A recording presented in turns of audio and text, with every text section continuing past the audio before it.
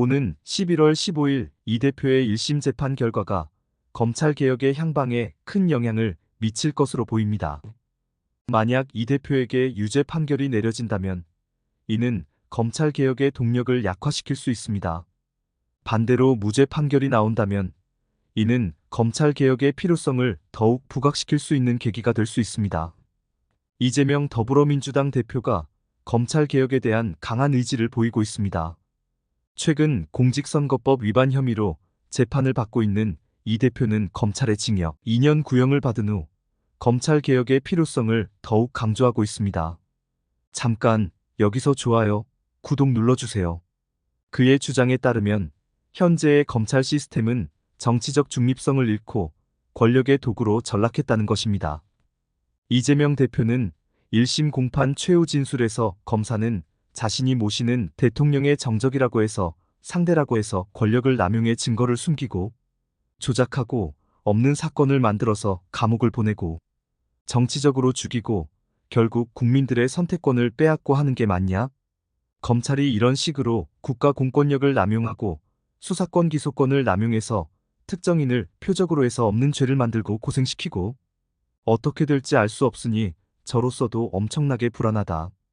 과연 온당한가? 라고 말했습니다. 이 대표의 이 발언은 현 검찰 체제에 대한 그의 비판적 시각을 잘 보여줍니다.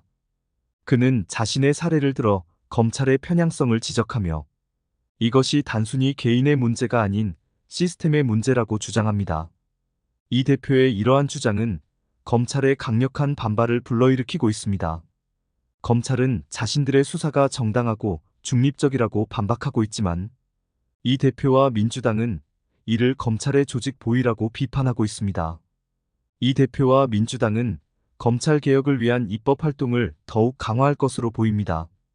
반면 검찰과 여당은 이에 강하게 반발할 것으로 예상됩니다. 그러면 검찰 개혁 왜 필요한가요? 이 대표가 주장하는 검찰 개혁의 필요성은 크게 5가지로 요약됩니다. 첫째, 검찰의 정치적 중립성 확보입니다. 이 대표는 현재의 검찰이 특정 정파의 이익을 위해 움직이고 있다고 비판합니다. 검찰이 정권의 입맛에 따라 움직이는 한 진정한 법치주의는 실현될 수 없습니다. 둘째, 과도한 권력 집중 해소입니다. 수사권과 기소권을 모두 가진 검찰의 권한이 지나치게 크다는 것이 그의 주장입니다. 한 기관이 이렇게 막강한 권한을 가지고 있는 나라는 세계적으로 드뭅니다. 이는 권력 분립의 원칙에도 어긋납니다. 셋째, 증거 조작 및 왜곡 방지입니다. 이 대표는 자신의 사건에서 검찰이 증거를 조작했다고 주장하며 이는 검찰의 권한 남용의 한 예라고 지적합니다. 증거 조작은 단순한 불법 행위를 넘어 사법 정의를 훼손하는 중대한 범죄입니다. 따라서 이를 방지할 수 있는 제도적 장치가 필요합니다. 넷째, 공정한 재판받을 권리 보장입니다. 현 체제에서는 검찰의 주장이 재판에 과도하게 반영될 수 있다는 것이 그의 우려입니다. 검찰의 일방적인 주장이 재판의 전체 흐름을 좌우하는 현실은 개선되어야 합니다. 피고인의 방어권이 실질적으로 보장되어야 합니다. 다섯째, 인권 보호 강화입니다. 구속수사나 장기간의 조사 등이 피의자의 인권을 침해할 수 있다는 점을 지적합니다.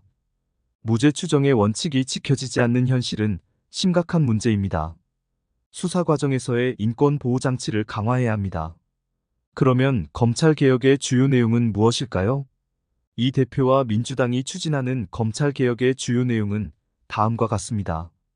첫째, 수사권과 기소권의 분리입니다. 검찰의 직접 수사권을 제한하고 대부분의 수사권을 경찰에게 이양하는 것입니다.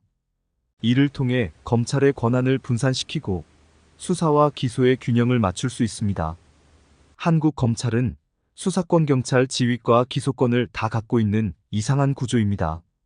기소 독점주의라고 하여 선택적 기소와 기소 남발이 문제가 되는데 이 제도는 일제의 잔재입니다. 둘째, 고위공직자범죄 수사처 강화입니다. 공수처의 수사 대상을 확대하고 수사 개시 요건을 완화하는 등 공수처의 권한을 강화하는 것입니다. 공수처는 검찰과 고위공직자의 비리를 견제할 수 있는 중요한 기관입니다. 그 역할을 더욱 강화해야 합니다. 셋째, 법왜곡죄를 도입하는 것입니다. 검사나 판사가 고의로 법을 왜곡하거나 증거를 조작할 경우 처벌하는 제도를 도입하는 것입니다. 넷째, 검찰 인사제도를 개혁하는 것입니다. 검찰총장 및 고위 간부 인사에 외부 인사의 참여를 확대하는 등 검찰 인사의 투명성을 높이는 것입니다. 검찰은 헌법상 독립적인 기관으로 되어 있으나 그 권한에 대한 견제 장치가 부족하기 때문입니다. 다섯째, 수사 과정의 투명성 강화하는 것입니다. 피의자 신문 전 과정 영상 녹화 의무화, 피의자의 변호인 참여권 강화 등을 통해 수사 과정의 투명성을 높이는 것입니다. 모든 수사 과정이 투명하게 공개하여 밀실 수사, 포갑 수사의 관행을 없애야 합니다. 이 외에도 검찰의 기소독점주의 완화, 영장 청구권 제한 등 다양한 개혁안이 제시되고 있습니다. 이러한 개혁안들은 검찰 권력의 분산과 견제, 그리고 투명성 강화를 목표로 합니다. 이를 통해 검찰이 보다 중립적이고 공정한 기관으로 거듭날 수 있을 것입니다. 검찰 개혁에 대한 반대 의견이 있는데 이에 대한 이 대표의 반박은 다음과 같습니다. 먼저, 수사 효율성 저하에 대한 우려가 있습니다. 검찰의 수사권을 제한하면 복잡한 범죄에 대한 수사가 어려워질 수 있다는 것입니다. 이에 대해 이 대표는 수사의 효율성보다 공정성이 더 중요합니다. 오히려 각 기관의 전문성이 강화되어 수사의 질이 향상될 수 있습니다는 취지로 반박합니다. 사실상 경찰의 수사 역량도 충분히 성장했습니다. 검찰과 경찰이 서로 견제하며 수사의 객관성을 높일 수 있습니다. 둘째, 법치주의 훼손 우려가 있습니다. 검찰의 권한을 약화시키면 범죄 수사와 기소가 제대로 이루어지지 않을 수 있다는 것입니다.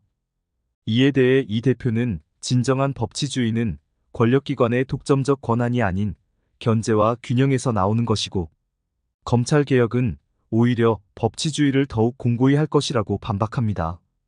견제받지 않는 권력은 필연적으로 남용됩니다.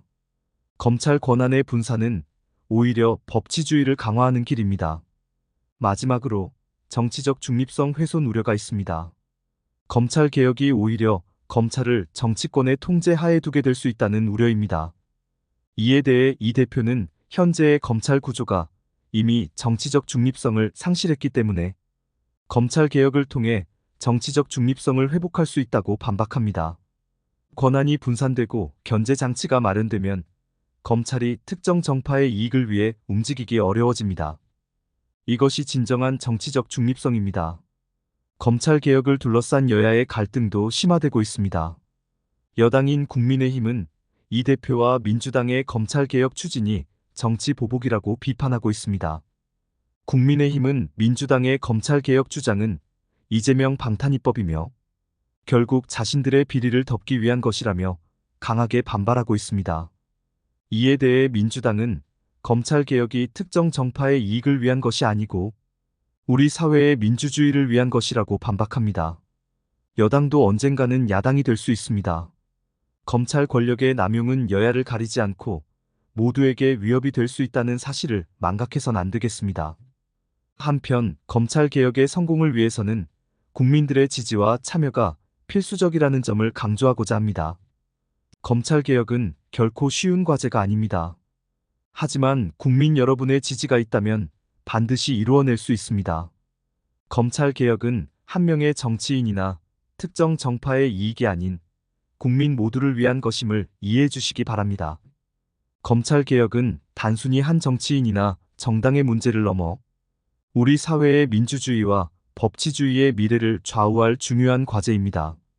이번에 1심 선고에서 어떤 결과가 나오더라도 검찰 개혁의 필요성은 변하지 않습니다. 끝까지 국민과 함께 이 과제를 완수해 나가야 합니다. 감사합니다. 좋아요, 구독, 댓글 부탁드립니다.